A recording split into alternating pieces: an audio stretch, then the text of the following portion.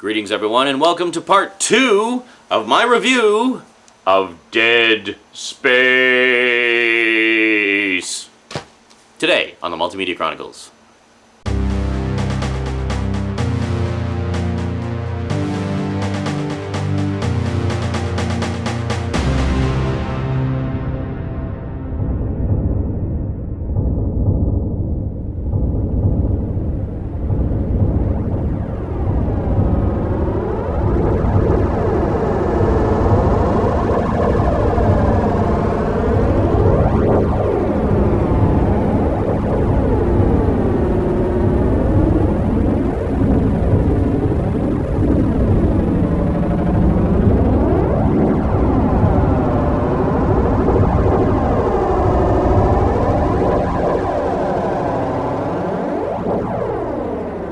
Welcome back. Okay, so last time we talked about the graphics, which are amazing, the sound design, which is stunning, the scariness, which is scary, and why the Dead Space art book is so damn hard to find. What's left? Gameplay.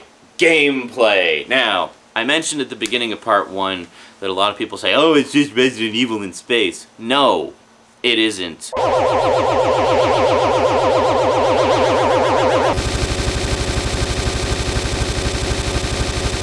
For one very, very key reason. Well, two. First off, Resident Evil isn't scary at all. Okay? I can honestly say that Resident Evil isn't scary. And the thing I have always hated about the Resident Evil games, and I've played a lot of them. I played 1, 2, 3, Code Veronica X, and Dead Aim, and the demo for 5, which you know I hated. The reason I've always disliked, well no, hated the Resident Evil games is because you want to talk about games relying on cheap scare tactics? Look no further than Resident Evil. Because what does Resident Evil do? Resident Evil, like, locks you in a cinematic sequence where a zombie's advancing on you and then doesn't let you move and react until it's almost chewing your face off. Okay, that's not scary. That's annoying. That is a cheap cop-out way to try to make the viewer feel scared. And in playing those scenes, which occur a lot over the course of the Resident Evil games, all it did was piss me off. I was just like, let me fucking move! Let me kill the damn thing! Like, if this is me in this situation, I'm not gonna be standing like, oh my god, a zombie is advancing on me! I can't move! Oh yeah, can't move. That's another thing. Another reason why Dead Space is nothing like Resident Evil.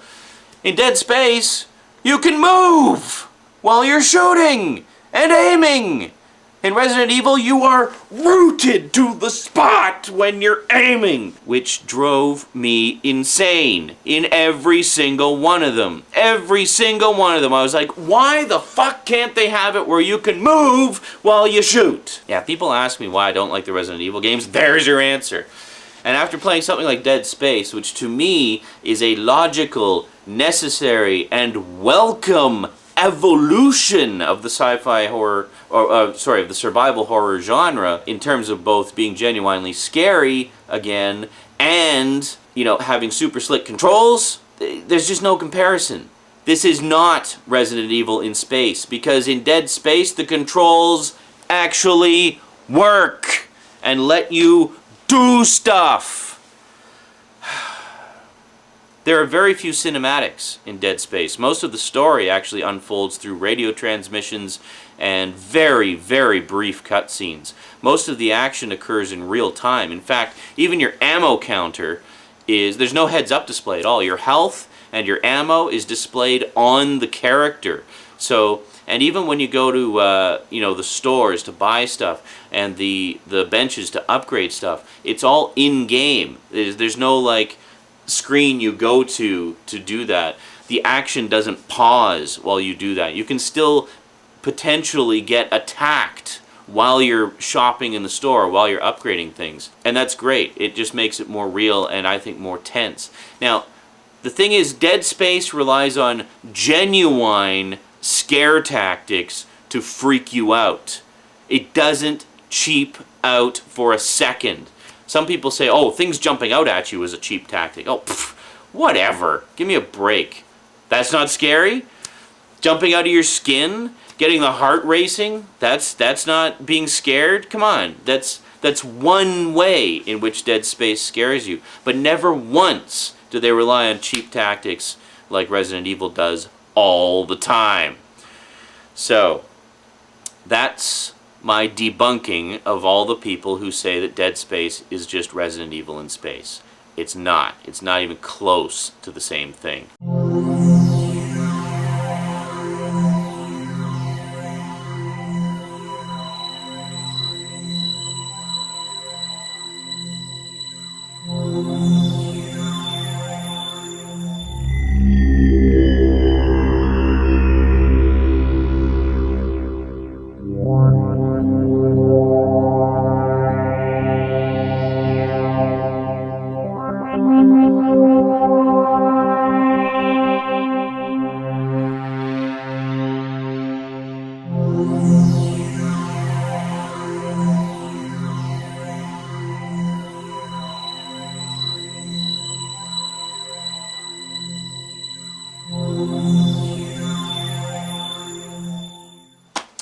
So, speaking of controls, the controls were fantastic. I mean, that was one of the things that inspired me to start doing first impressions videos, actually, was the very first one I did was BioShock, where I played the PS3 demo of BioShock. That one was really slick as well, really easy to get the hang of the controls. But if you watch the first 3 parts of the walkthrough I did on Dead Space, you can see how quickly I get the hang of the controls, because it's really, really well done and very logical and intuitive, and you get the hang of it like that, like within a few minutes.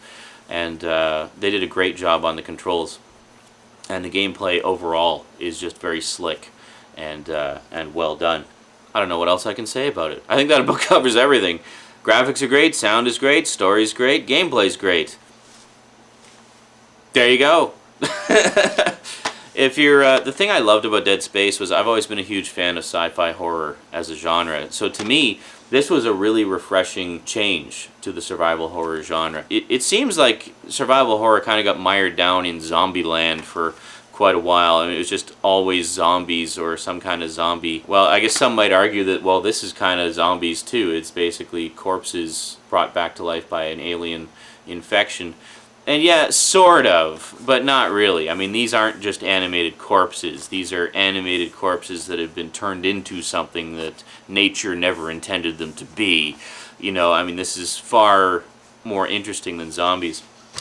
Now, as far as complaints go, no game is perfect. There's always something negative.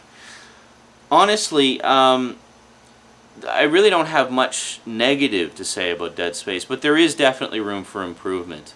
For example, I talked at great length about the variety of environments, like the looks of the environment and the variety therein. One thing I thought they could have done a little more with was the variety of necromorphs. That was the one thing I felt kind of disappointed in, and this is something that you'll hear me complain about a lot over the course of these video game reviews, because it's a trend that I see far too much. But I mean, I understand why, but at the same time I wish they'd kind of find a workaround for it. Back in the day, you would get games like, like a lot of the 2D action games, for example, would have a huge variety of enemies.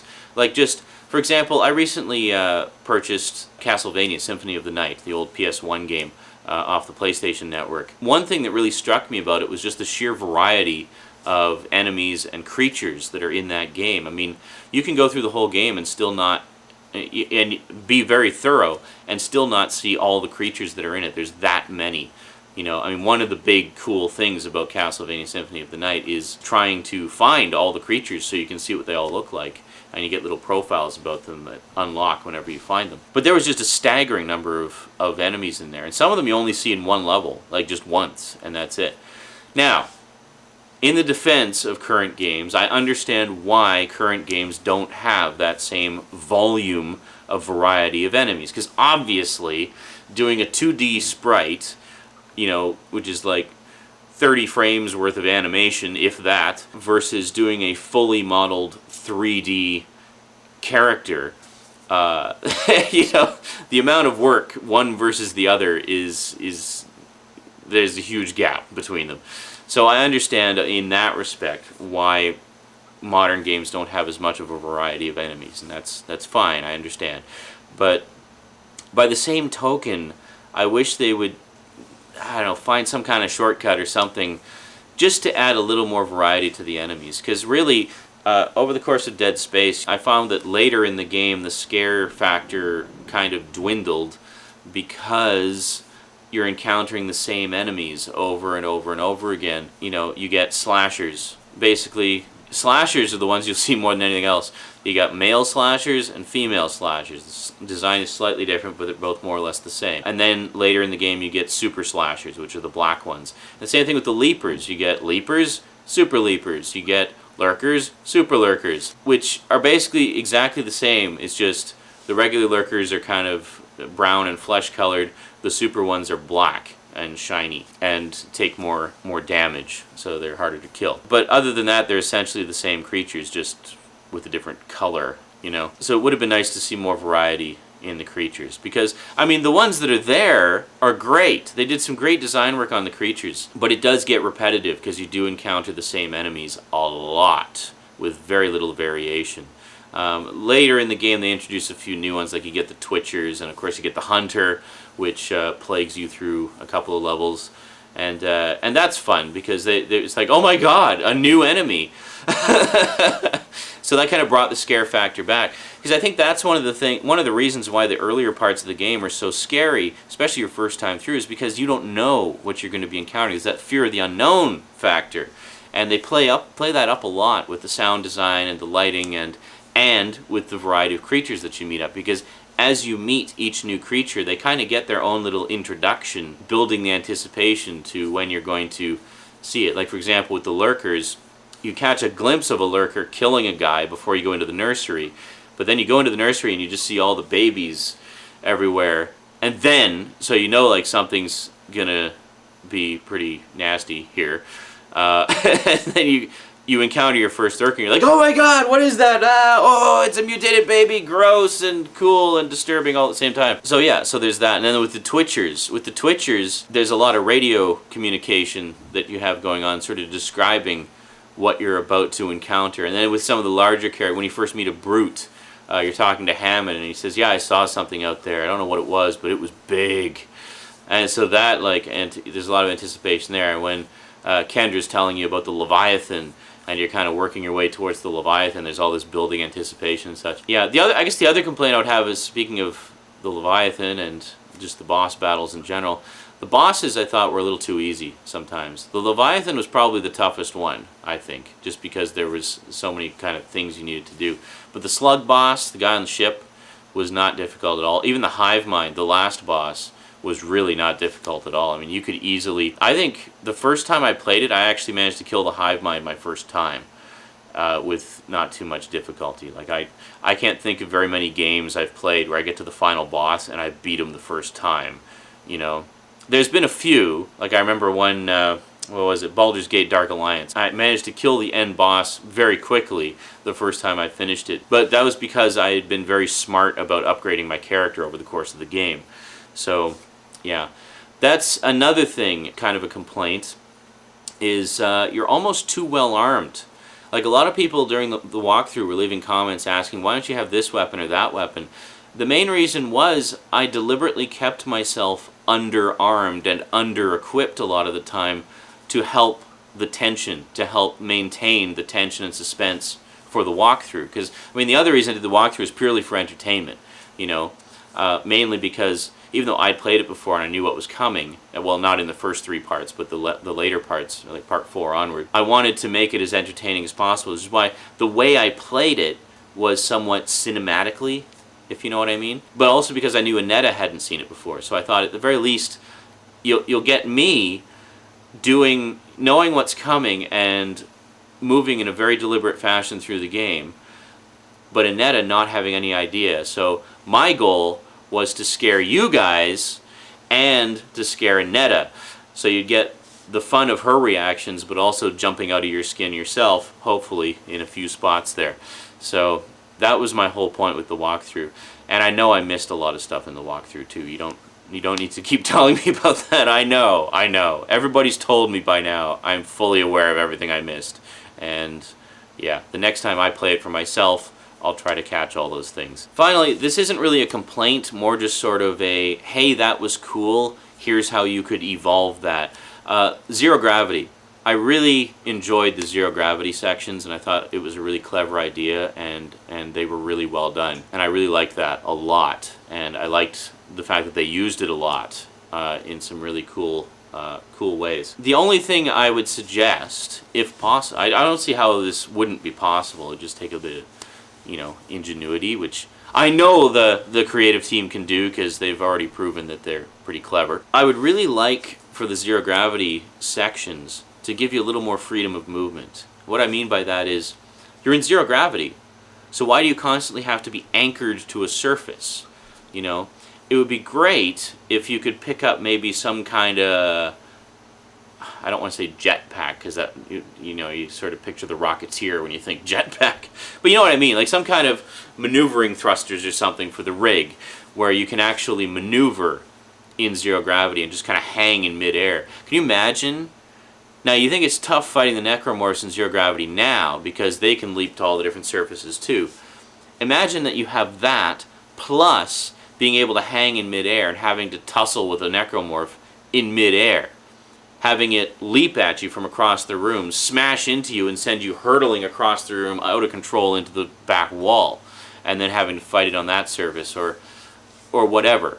There's so many possibilities for the zero gravity. Now, this is totally a case of, being spoiled by something I didn't know existed 10 minutes ago, and which, well, didn't really exist. I don't think I've seen zero gravity in any other games before, at least not in a 3D game like this. But yeah, I'm just saying, like, I loved the zero gravity sections. There is room for improvement. This is a way I think they could improve it, because I think it would add like a whole new dimension to something that already added a whole new dimension to the gameplay. And yeah, so hopefully if anybody's watching from Electronic Arts, Dead Space team, they'll give that some thought, if they haven't thought of it already. Wouldn't surprise me if they thought of it already. Whew, okay. I don't know what more I can say about Dead Space. Yeah, as far as all the unlockables and other suits and stuff, there's already so many videos up on YouTube. You don't need me to show you that stuff. Just search around YouTube to see the other stuff, because I just don't want to play it right now. I already gave you a 41 episode walkthrough. What more do you want? God. I can't just play Dead Space forever. There are other games out there that I'd like to play, other games I'd like to review. Yeah, so anyway, but I mean, on the plus side, I'm really glad that you guys enjoyed the walkthrough, and that you enjoyed the Dead Space videos so much that you've been just hounding me for more of something. So I've also done a walkthrough of the Dead Space Dismemberment demo. That's basically going to be your bonus video. I don't know if I'm going to post it before or after this review. So if it's already posted, hopefully you watched it and enjoyed it. If it isn't posted yet, it'll be the next one right after this. I'm not going to make you wait. It will be up the same day as this one. So how are we for time here? Wow, we're almost out of tape. We've talked so long. Okay.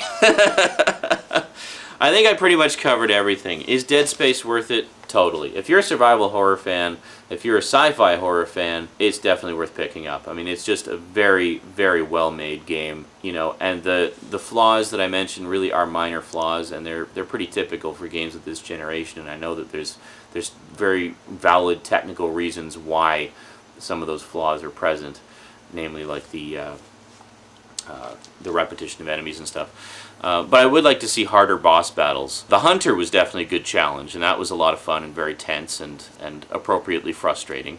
But the big bosses themselves were way too easy. I mean, they were spectacular. They're amazing to look at and just beautifully made, but they were a little too easy.